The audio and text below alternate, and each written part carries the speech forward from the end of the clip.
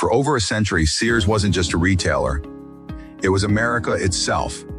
If you lived in the United States during the 20th century, chances are you bought something from Sears.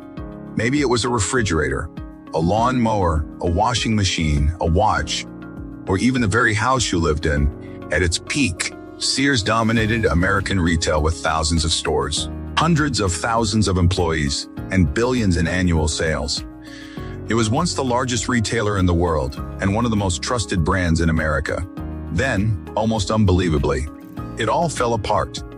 Today, Sears is little more than a shadow of its former self, with only a handful of stores remaining. So, how did the company that practically invented modern retail lose everything? This is the rise and fall of Sears. The story begins in 1886. Richard Warren Sears wasn't planning to build a retail empire. He was working as a railroad station agent in Minnesota when a shipment of unwanted watches arrived at the station. Instead of sending them back, he bought them himself and sold them to railroad workers for a profit. It worked so well that he partnered with watchmaker Alva Roebuck, and together they founded Sears, Roebuck and Company. The timing couldn't have been better. America was expanding westward, and millions of families lived in rural communities with little access to large stores. Sears solved that problem with something revolutionary: a mail-order catalog. Customers could browse hundreds, eventually thousands of products from home and have them delivered by train. It was Amazon more than a century before Amazon existed. The famous Sears catalog became known as Quintessogwin, the consumer's Bible. Families waited eagerly for it every year. Inside were clothes, furniture, farm equipment, musical instruments, toys, medicine, and nearly everything else people could imagine. Remarkably, Sears even sold entire houses, known as Sears kit homes. These houses arrived as thousands of numbered parts that buyers assembled themselves. Between 1908 and 1940, more than 70,000 Sears homes were built across America. By making quality products affordable and accessible, Sears became part of everyday American life. As cities grew, Sears adapted once again. Beginning in the 1920s, the company expanded into physical department stores. After World War II, suburban America exploded, and shopping malls became the center of family life. Sears became the anchor store in hundreds of malls across the country. For decades, visiting Sears was almost a weekend tradition. The company wasn't just selling products. It owned some of America's most respected brands. Craftsman tools became famous for durability. Kenmore appliances filled millions of kitchens. Die-Hard batteries became synonymous with reliability. These brands created customer loyalty that competitors struggled to match. By the 1970s, Sears had become the largest retailer in the United States. It employed hundreds of thousands of workers. Annual revenue reached tens of billions of dollars. The company became so powerful that it built the Sears Tower in Chicago, then the tallest building in the world. It seemed unstoppable. But while Sears was celebrating its success, the retail world was quietly changing. The first major threat didn't come from technology. It came from a company with a very different philosophy. In 1962, Walmart opened its first store in Arkansas. While Sears focused on large department stores and shopping malls, Walmart built discount stores in small towns that many competitors ignored. Its strategy was simple: sell everyday products at the lowest possible prices. Behind the scenes, Walmart invested heavily in logistics, distribution centers, and inventory management. It could move products faster, keep shelves stocked, and operate more efficiently than traditional retailers. At the same time, Target attracted younger shoppers with stylish products, while Home Depot became the destination for home improvement. Consumers no longer had to visit Sears for everything. Specialized retailers were offering better prices, better selection, and a better shopping experience. Instead of responding quickly, Sears became increasingly bureaucratic. Decision-making slowed. Stores began to look outdated. Customers noticed aging interiors, poor customer service, and products that no longer stood out. Then came the internet. In the mid-1990s, Amazon started as an online bookstore. Most traditional retailers dismissed it as a niche business. Sears was one of them, ironically.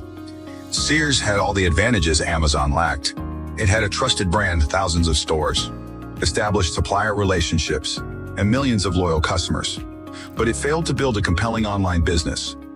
While Amazon invested relentlessly in technology, logistics, and customer experience, Sears continued relying on its aging department store model.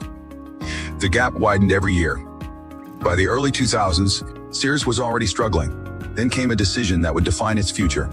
In 2005, hedge fund manager Eddie Lampert engineered the merger between Sears and Kmart. The deal created Sears Holdings, one of the largest retailers in America. Many believed the combined company could compete with Walmart and slow Amazon's rise. Instead, the merger created even bigger problems. Lampert approached Sears like an investment portfolio rather than a retail business. He believed each department should compete internally for resources, almost like separate companies. Rather than encouraging collaboration, the structure created conflict. Teams stopped sharing ideas. Managers focused on their own performance instead of improving the customer experience. Meanwhile, stores continued to deteriorate, escalators broke down. Shelves looked empty. Air conditioning failed in some locations. Many stores simply felt neglected. Instead of investing billions to modernize stores, improve e-commerce, and strengthen the business, Sears increasingly sold its most valuable assets. Craftsman, one of America's most iconic tool brands, was sold. Real estate holdings were spun off. More and more locations closed every year. These moves generated cash in the short term but weakened the company even further. Customers lost confidence. Employees lost morale. Investors grew impatient. By the 2010s, Sears was closing hundreds of stores annually. Once busy shopping malls became filled with empty storefronts. The famous Sears locations that had anchored communities for decades disappeared one by one. Finally, in October 2018, the unthinkable happened. Sears Holdings filed for Chapter 11 bankruptcy protection. For many Americans, it felt like the end of an era. A company that had helped define American retail for more than 130 years had collapsed. The tragedy is that Sears didn't fail because people stopped shopping. It failed because retail changed and Sears failed to change with it. The company that revolutionized shopping through mail order catalogs couldn't reinvent itself for the internet age. Its greatest strength, its enormous physical retail empire, eventually became one of its biggest liabilities. Today, only a small number of Sears stores remain. The Sears Tower no longer carries the company's name. Many younger consumers have never even stepped inside a Sears store, yet its influence is everywhere. Modern e-commerce, national retail chains, private label brands, and even direct-to-consumer shopping all owe something to the innovations Sears pioneered more than a century ago.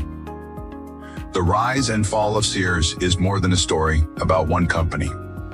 It is a reminder that no business is too big to fail. Market leadership can disappear, customer loyalty can fade, and past success is never a guarantee of future survival.